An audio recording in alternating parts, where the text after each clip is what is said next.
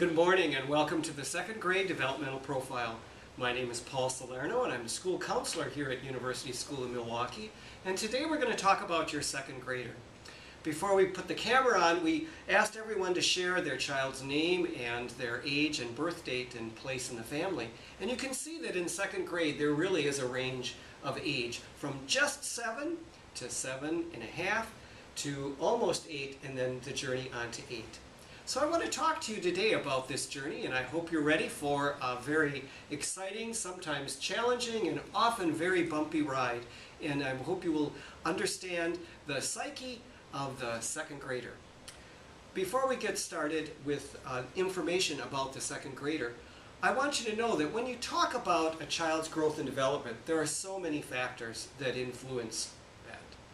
Their age, clearly, which we've talked about, their gender, boys, girls, their placement in the family's experiences, and then of course that special, unique temperament that each of your children have that really helps shape and mold them.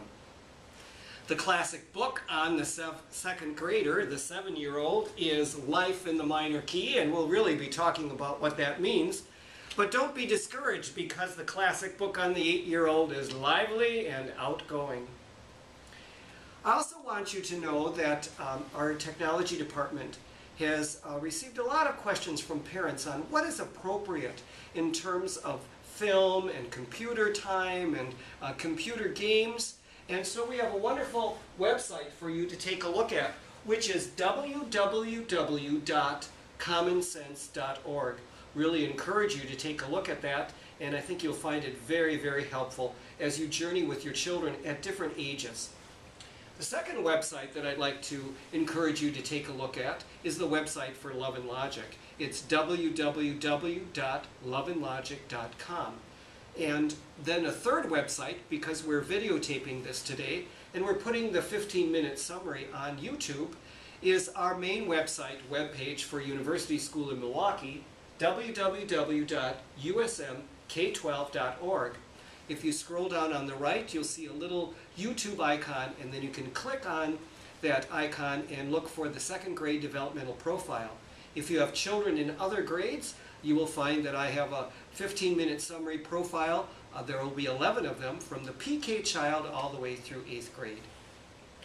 Parents often ask me, is there a book that I can read? Is there something on parenting that would help me? And I'm very cautious when I make those recommendations, because I find those books often make us nervous or tell us things that don't apply to our child. But there really is one program that I would encourage you to look at, and that's the Love and Logic program. And that book is called Parenting with Love and Logic. And you will find it very helpful. And in this second grade year, the idea of empathy and understanding is just crucial in how you deal with the issues that your child brings to you. As the school counselor, I want you to know that I am available here for all of you, and my confidential voicemail is 414-540-3220, and email me if you would like at psalerno@usmk12.org. So let's start talking about this second grader. In first grade, the 6-year-old is all full of energy and all full of themselves, and they can do nothing wrong. They're perfect in all and everything. As they move into second grade, there still is that physical energy, but so much more goes inward in terms of their thinking and reflecting.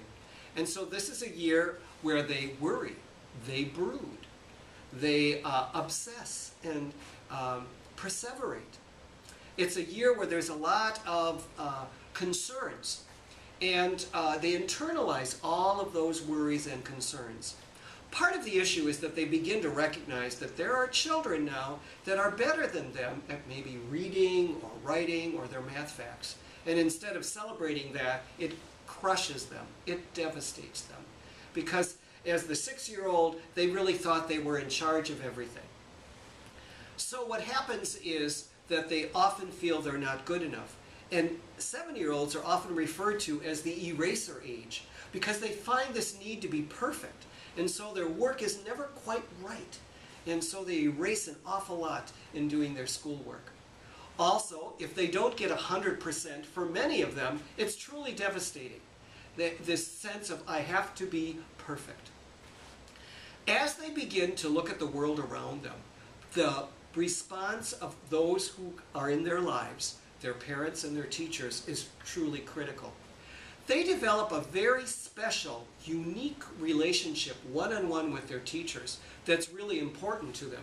However, this is a year where you may hear them gripe and complain about their teacher, saying, she's mean, or he's mean, or this is too hard, this work is just too hard. And really, please filter that.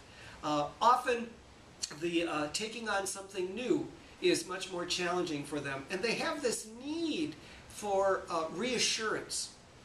Relationship with mom this year is a very interesting year. Mom is the person they go to with all of their complaints and their worries, and in many ways, you know, when we talk about life in the minor key, they kind of look at the negative on things. However, they also exaggerate. And so the stories that they bring that are so awful, the children that are so mean to them, the teacher who doesn't understand them, you really have to filter that. And so the approach is listening with understanding, but also not giving so much mileage to that, and then looking at problem solving with that. As much as they might say about a teacher being hard and mean, they typically really love their teachers. And so you want to have a great dialogue with them. As they journey this year, an interesting experience in terms of their health. Typically, a 7-year-old is much healthier than a 6, and then 8 even more healthy than that. However, when they get anxious and nervous, there may be a lot of physical complaints, especially stress will build that in them. And so they will complain about that, and yet really they rebound much better from colds. The one thing, though, that is a challenge for them is, as a 7-year-old moving on to 8, so much is going on in their heads, and they're taking in and they're active physically, is that they do fatigue. So sleep is critical. And we know at these ages, 10 to 11 hours of sleep is so important. The bedtime, typically, it moves to about 7:30 or 8. Now, some children are very good at falling asleep right away, and then others may even take till 9 o'clock.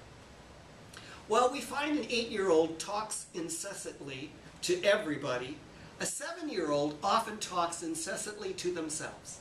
You'll hear them mumble, and you'll hear them grumble, and you'll see them grimace as they're just taking in information. They also are very distractible. So at the dinner table, if there is a squirrel outside, they may jump up, run over to the window, and look to see what's happening. And so even though they have an increased attention span, everything is exploring and new to them, and they're fascinated by that. In their relationships, mom is the #1 person there to be there to empathize and care and understand. Fair is a big issue for 7, and even as we look to 8. And so how other siblings are treated or perceived as treated is a big issue. And as well as in the classroom, being fair is important. Sibling relationships, typically 7 and 8-year-olds may get along fairly well with children 3 and younger, and then maybe even older children. But those kind of right in the middle, there can be some real tension because it's more a matter of jealousy and the seeking of attention. 7-year-olds are able to think deeper and reflect, and in a sense this going into themselves is like they're storing up a sense of who am I, because at 8 they just explode upon the world. And as I said, the key book on 8-year-olds is Lively and Outgoing. 8-year-olds talk fast, walk fast, think fast, work fast. They are in the fast lane. They slip off of chairs. They just are ready to take on the world. At 8, even the relationship with mom takes on something different. And that is now, mom has to have their attention. If dad is the primary caretaker, it would also be that dad has to have that. And 8-year-olds want all of your time, and they want to talk to you incessantly. So you really have to set some boundaries, but make sure that they do get their time to be able to talk to you. 8-year-olds, in many ways, are fearless about exploring with their body and movement. And so when they go out to recess, they just explode onto the playground. And they take physical risks as well with that. At 8, life is an adventure. And so as they begin to go on their adventure, they make mistakes. And as they make mistakes, it's all about learning and appreciating and understanding the learning. They begin now, interestingly enough, to really confront problems. At 7, often the strategy that they use is to withdraw. They may go to their room, they may walk away from a friend, but at 8 they really begin to engage each other in trying to problem solve. They have a good sense of humor at 8. 7-year-olds do not have very much of a good sense of humor. They listen well, but at 7 and 8, often parents will say to me, do I need to get my child's hearing tested? Because they need constant reminders. 7, much more than 8. And so often you'll hear your 7-year-old say, what? What? But you didn't remind me. And so you really need a lot of patience with this 7 into the 8-year-old journey, and even on into 8, with giving them reminders. They're not trying to be disobedient. They're just lost in whatever, as 7-year-olds, the thinking that's going on, the activity that they're doing, and with 8, just sort of like the big wide world that's out there, and they're taking it on. Understanding how to deal with them at these ages. First of all, empathy is important, but you have to filter because the exaggeration factor is huge at these ages. And so you listen, and then you also help them look at, well, what could you do different? And really kind of problem solving. They feel in a real bind about things. They want to take care of problems. They recognize that tattling is not cool, but they don't quite know what to do. So often at 7, they're more reluctant to go and talk to a grown-up because they think that's tattling. At 8, you can reason a little bit more with them. Their sense of good and bad and right and wrong is expanding. And so that is wonderful that you begin to see that developing. Also, if they don't want to do something, if there's resistance there, a logical consequence. For example, if they're overtired or they don't want to do their homework or they say it's too hard, my suggestion, and we'll talk more about this morning, is that you say to them, okay, I'm just going to write a little note here on your homework saying that you did not want to do your homework tonight or you did not understand your homework tonight, and hand it to the teacher tomorrow.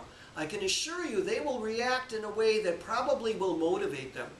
However, you have to set those limits and parameters for them and really recognize that they really need you to guide them along the sense of time. They really want to know how much time is left, what time is this, because they have a broader sense of the world around them. So this journey is an important journey. It's sort of like they start at 7 really into themselves to figure out who they are, and then at 8 they explode out and experiment with that. They love to learn, and now even their reading is moving slowly from reading, learning that reading, to reading to learn. And so you'll find that they still love to be read to. I encourage you also to develop a good sense of reading. You can read things as a family as well.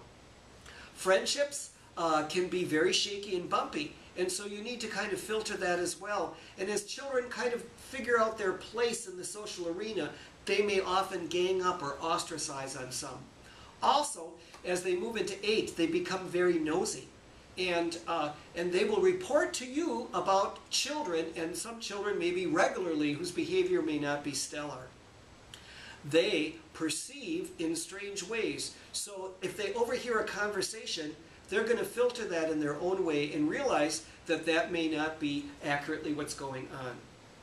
So I want you to enjoy this time, recognize how important it is, and realize that each day as they move from 7 into 8 and on into 8, the days get more cheerful, the days get more active, the days get more positive, and they're more healthy and robust. And so it's just a fascinating time in their lives. A period of disequilibrium that moves on to equilibrium, and then to the new adventures as they journey through 2nd grade. Watch how they grow and learn as a person and as a student. Thank you.